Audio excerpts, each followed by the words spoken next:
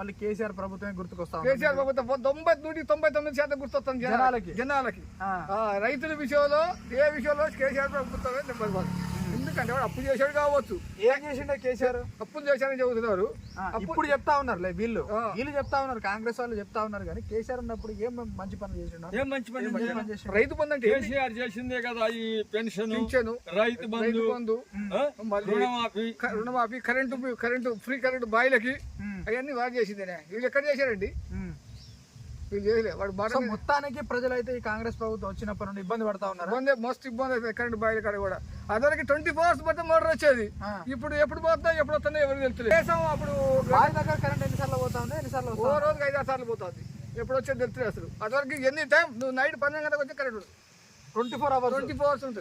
ఒక్కసారి 4 రోజులు పెడితే మోటార్ వస్తే గట్టిగా పోసేది.